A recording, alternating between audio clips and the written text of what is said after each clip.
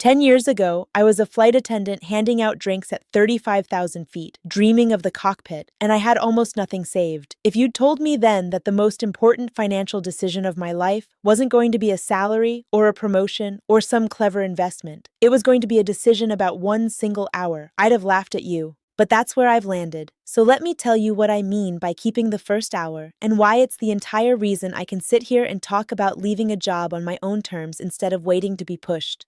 Quick thing before we start, if you've ever earned more money and somehow felt exactly as stuck as before, do me a small favor and hit like and subscribe. That's it. It tells me this is worth making and it's free. Let's get into it. Here's the trap I want to name first, because almost nobody says it out loud. Earning more money does not make you free. I know that sounds backwards. We're all raised to believe the next raise is the answer. Get the promotion, cross the next salary band, and finally, you'll breathe. I chased exactly that. I negotiated my way into a senior associate role above the standard entry band, in title and in pay, and then got promoted to senior manager a year later. I moved up fast, and I want to be honest with you. At every single level, I was capable of feeling just as trapped as the level before. Because here's what happens. You earn more, and your life quietly expands to swallow it. Better flat, nicer dinners, the subtle pressure of standing next to people who also earn more, spending more so you don't feel behind. There's a name for this, lifestyle creep, and it is relentless. Your phone is engineered to help it along. The whole system around you is designed to make sure the money passes through your hands and out the other side. Nobody wants you to spend once.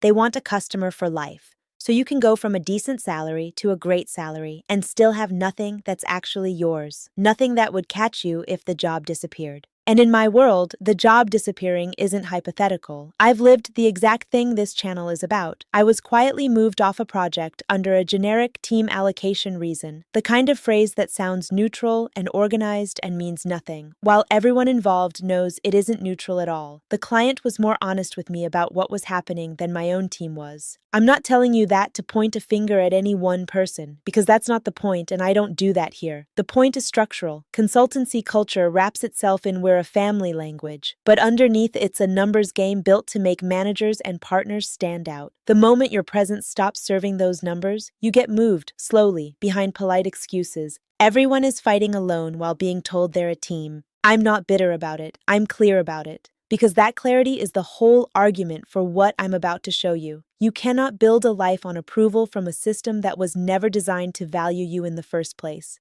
Especially, and this matters to me more than anything, when you have people at home who need your time. When you're the one holding a family together while holding a job together, the hours you hand to a company that can drop you are hours stolen from the people who actually need you. So, the first hour.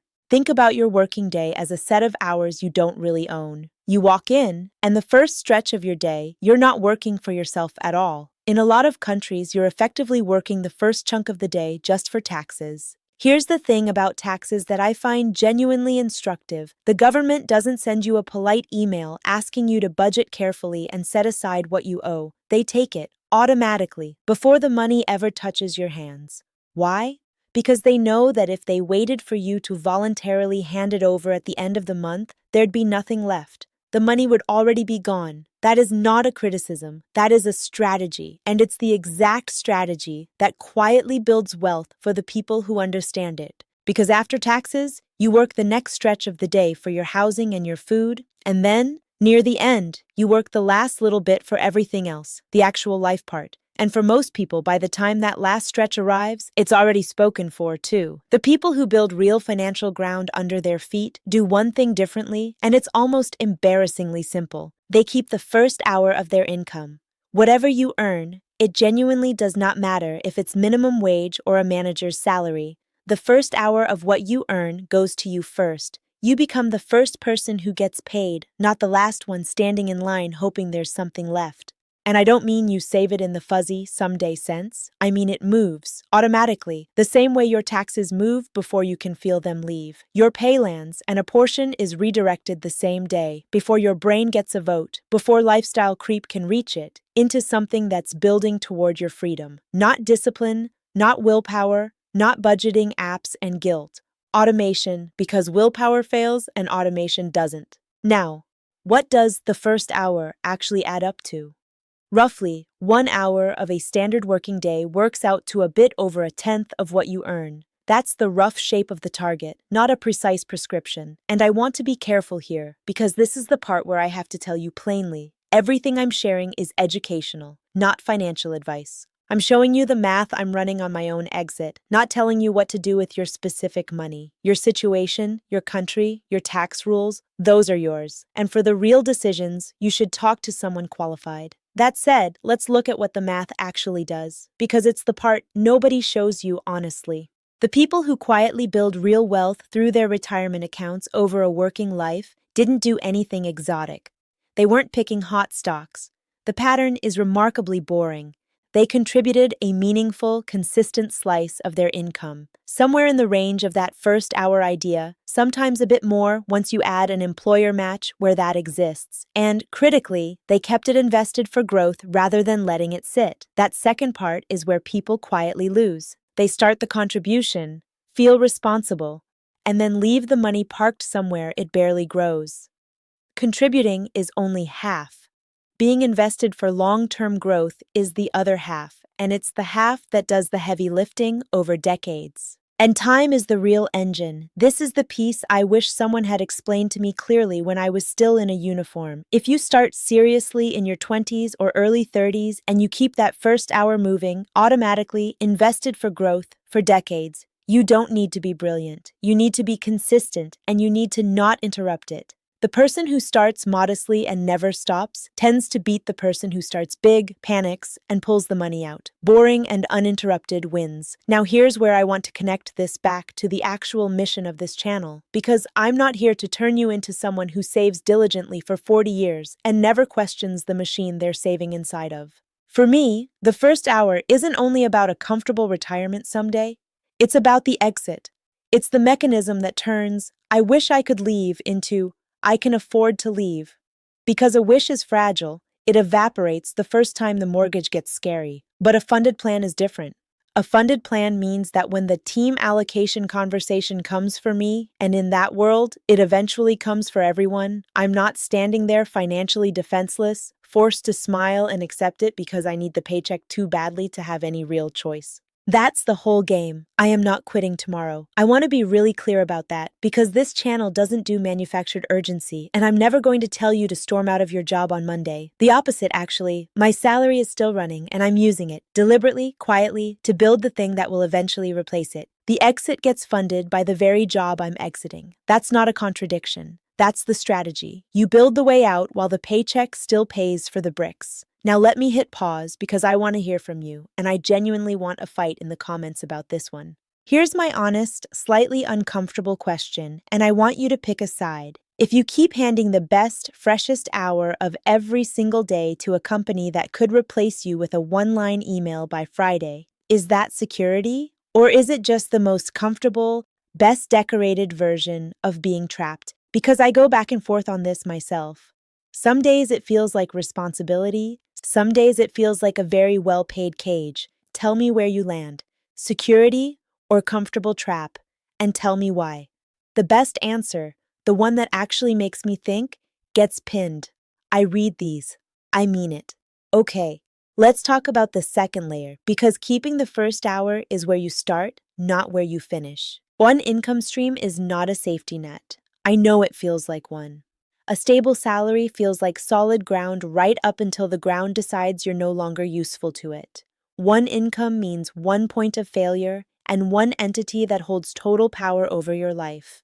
They approve you or they don't, and you spend years contorting yourself to stay approved. And chasing that approval in a system that was never built to value you is the wrong thing to spend your one life on. So the first hour funds the foundation, and then you start building streams next to the job, slowly. Around the 60-hour weeks and the family care and everything else, real life is already asking of you. I'm doing this in the open with real numbers, including the embarrassing ones.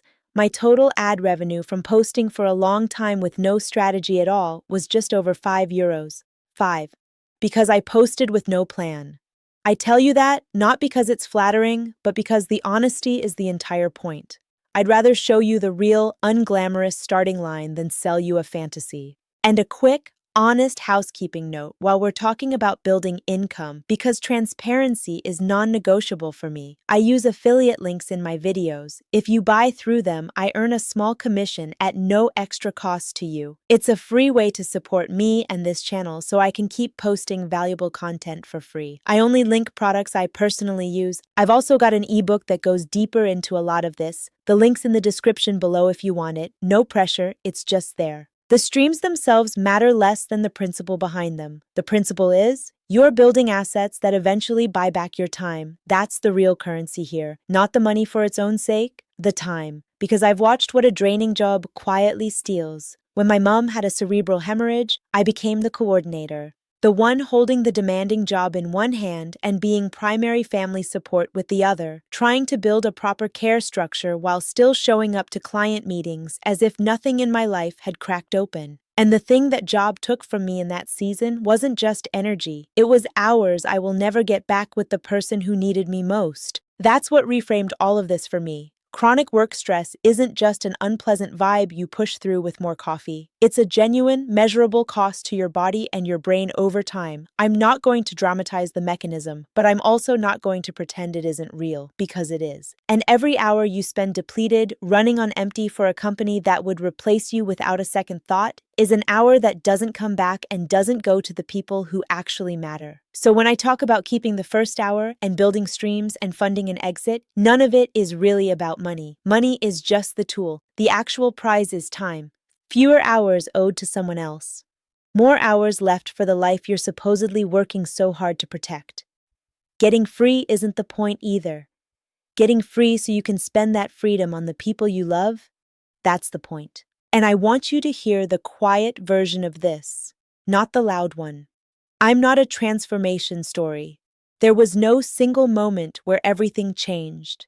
It's just a series of unglamorous, automated, boring decisions stacked on top of each other while life kept being complicated. The first hour moved automatically this month, same as last month. A stream got a little stronger. The exit got a little more affordable. That's it. That's the whole thing. It's not dramatic, it's just real, and it compounds. If you take one idea from 20 minutes of me talking, take this one. You have a first hour. You have one, no matter what you earn. The only question is who gets it. The machine, by default, forever, until you're too tired to build anything of your own. Or you, on purpose, starting now, until the paycheck you're currently trapped by stops being your only option. Keep the first hour. Let it move automatically. Invest it for growth. Build streams beside the job while the salary still runs. Fund the exit quietly so that leaving becomes a choice you can afford instead of a wish you keep postponing. And do all of it in service of the only thing that was ever actually the point, your time and the people you want to spend it on. That's how I'm doing it. In real numbers, out loud, mistakes, and €5 in all. So before you go, that question I asked earlier is the one I actually want you to sit with. So let me leave it with you again. The best hour of your day, handed to a company that could let you go by Friday, security, or a comfortable trap. Drop your honest answer below. Tell me which side you're on, and I'll pin the one that makes me think hardest. If any of this landed, subscribe so the next part finds you. Because this is a plan I'm building in public, and I genuinely like you here for the rest of it. Educational, not financial advice, just the math I'm running on my own way out. See you in the next one.